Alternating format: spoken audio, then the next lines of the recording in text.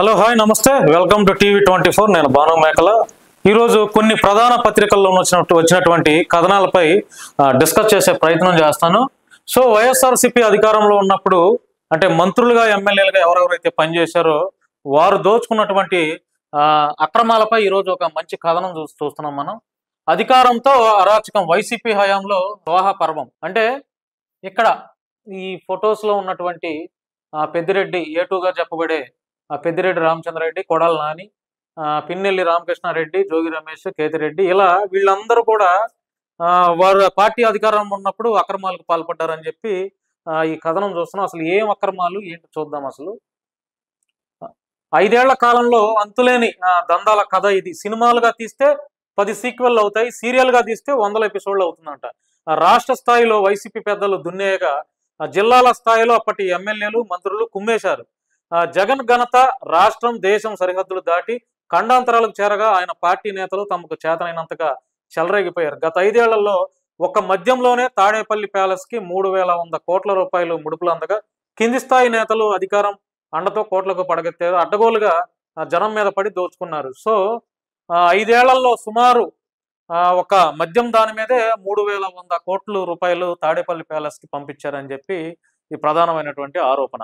So 5 ఏళ్ల కాలంలో ఈ మైనింగ్ సంబంధించి ఎన్నో 100 కోట్ల రూపాయలు వీళ్ళంతా స్వాహా చేశారు అధికారాన్ని అడ్డం పెట్టుకుని అని చెప్పి ఒక మంచి కథనం అయితే వస్తుంది. 5 ఏళ్లలో అడ్డగోలుగా అక్రమార్జన, నాటి సీఎం జగన్తో బరితెగింపు, ఎన్నో బెదిరింపులు, దౌర్జన్యాలు, కబ్జాలు, బినామీని అద్దె అడిగినందుకు యజమాని నుంచే 3 కోట్ల రూపాయలు వసూలు, కాకినాడలో 100 కోట్ల విలువైన హోటల్ స్థలం 12 కోట్లకే సొంతం, అనకాపల్లి జిల్లా కసింకోట మండలంలో బియ్యవరం, విస్సనపేట ప్రాంతాల్లో వైసీపీ నేతల గుప్పెట్లో ఉన్నటువంటి భూములు, చేతులు మారిన 1000 ఎకరాల భూములు, 5 ఏళ్ల జగన్ పాలనలో యథేచ్ఛగా ప్రైవేటు ప్రభుత్వ ఆస్తులు, ప్రకృతి వనరులు దోపిడీ, పల్నాడు జిల్లాలో పిన్నెల్లి సంపాదన 1000 కోట్లు, నెంబర్ 2గా చెప్పబడే పెద్దిరెడ్డి రామచంద్రారెడ్డి 1000 కోట్ల అర్జన, కార్మికుల శ్రమ దోచుకున్న శంకరనారాయణ, రోజా ఇలాకాలో మున్సిపల్ చైర్పర్సన్ పదవి కోసం బేరం, కడప జిల్లాలో 3,500 ఎకరాల ఆక్రమణ.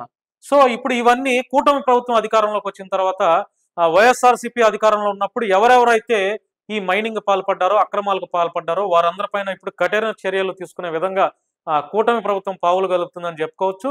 సో ఆ నేపథ్యంలోనే వీళ్ళందరిపైన ఇప్పుడు కూటమి ప్రభుత్వం చర్యలు తీసుకునే విధంగా ఇప్పుడు పావులు అయితే కదుపుతుంది. చూద్దాం మరి ఇప్పుడు అంటే కూటమి ప్రభుత్వం నాకు తెలిసి ఈ మంత్రుల మీద, ఎమ్మెల్యేల మీద ఎవరెవరైతే అక్రమాలకి, ఎవరెవరైతే ఇల్లీగల్ వ్యాపారాలు చేశారో, ఎవరెవరైతే ఇల్లీగల్ గా మైనింగ్ దోచుకున్నారో వారందరిపైన ఇప్పుడు చర్యలు తీసుకునే విధంగా అడుగులు వేస్తున్నట్టుగా మనకి కూటమి ప్రభుత్వం తెలుస్తుంది. సో కొడాలి నాని అవ్వచ్చు, పెద్దిరెడ్డి అవ్వచ్చు, జోగి రమేష్ అవ్వచ్చు, రోజా అవ్వచ్చు, కేతిరెడ్డి అవ్వచ్చు, సో వీళ్ళందరూ అసలు ఈ మైనింగ్ కార్యకలాపాలు ఎవరెవరైతే ఎంతంత దోచుకున్నారు తేలాలి అంటే ఇప్పుడు వీరి మీద ప్రయోగిస్తున్నటువంటి ఈ ప్రయోగాలు చూడాల్సింది. అంటే ఎవరెవరైతే ఎంతెంత దోచుకున్నారో వారి నియోజకవర్గాల్లో మైనింగ్ అవ్వచ్చు, లేకపోతే మద్యం అవ్వచ్చు, వాటన్నిటిపైన కొద్ది రోజుల్లో మనకు క్లారిటీ అయితే వస్తుంది. ఎందుకంటే ఇప్పుడే కదా కూటమి ప్రభుత్వం వీరిపైన యాక్షన్ షురూ చేసింది. సో చూద్దాం. ప్రధానమంత్రి మహిళల కోసం ఒక మంచి పథకాన్ని అయితే పెట్టారు. అంటే ఈ పథకం ఉద్దేశం ఏంటంటే 3 సంవత్సరాల్లో 2 లక్షల మంది మహిళలకి ఈ పథకం లబ్ధి చేకూరే విధంగా డిజైన్ చేస్తున్నారు. ఇదేంటంటే 3 సంవత్సరాలకు స్టైఫండ్ స్కీమ్, అతి తక్కువ విద్యార్హతలు 10వ తరగతి ఉత్తీర్ణం, అతి తక్కువ ప్రవేశ వయస్సు, దరఖాస్తు చేసే సమయంలో 18 సంవత్సరాలు ఉండాలి. ఆ స్టైఫండరీ వ్యవధి తర్వాత నియమానుసారం ఏజెన్సీ కొనసాగుతుంది, నియమం ప్రకారం కమిషన్తో. సో ఇది ప్రధానమంత్రి స్కీమ్. బీమా సఖీ పథకంతో అనుసంధానమై ఉండేందుకు మరియు సమాచారం కోసం దగ్గరలో ఉన్న ఎల్ఐసి శాఖలను సంప్రదించాలి. సో ఈ పథకం ఉద్దేశం ఏంటంటే 3 సంవత్సరాల్లో 2 లక్షల మంది మహిళలకు స్వావలంబన కల్పించాలనేది లక్ష్యం.